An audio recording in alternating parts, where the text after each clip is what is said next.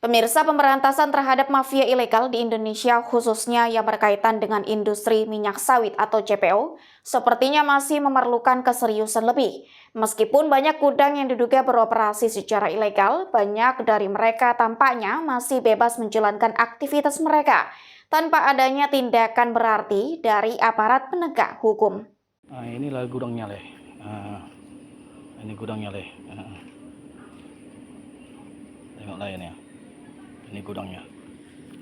Salah satu gudang ilegal yang berhasil terungkap berada di Desa Kelampir 5 Kebon, Kecamatan Hamparan Perak, tepatnya di lahan yang dikelola oleh BPRPI, dan gudang tersebut diduga berfungsi sebagai tempat penampungan dan pengolahan minyak mentah sawit atau CPO, dan berdasarkan informasi yang dihimpun oleh wartawan pada hari Rabu, 19 Maret 2025 ini hari. Gudang ini diduga menampung minyak mentah yang dihasilkan dari oknum-oknum nakal yang mengirimkan pasokan dari berbagai wilayah di Sumatera Utara.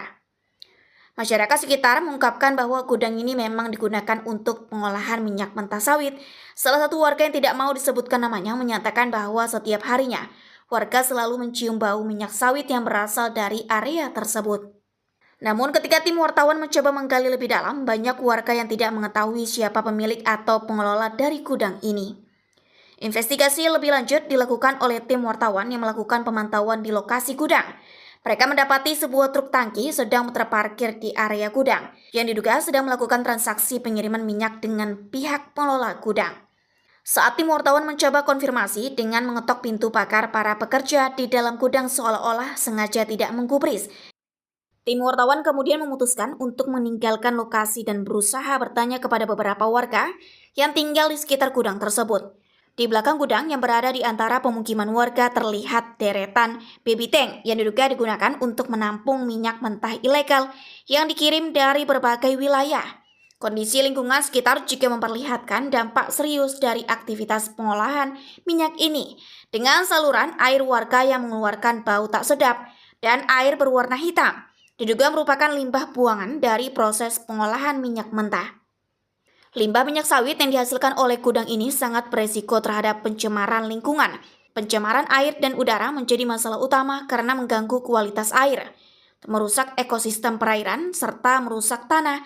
Selain itu, limbah ini juga dapat mengganggu kehidupan organisme air, termasuk ikan, tanaman air, dan berbagai spesies lainnya. Bisnis penimbunan minyak CPO ilegal ini jelas merupakan tindakan melawan hukum.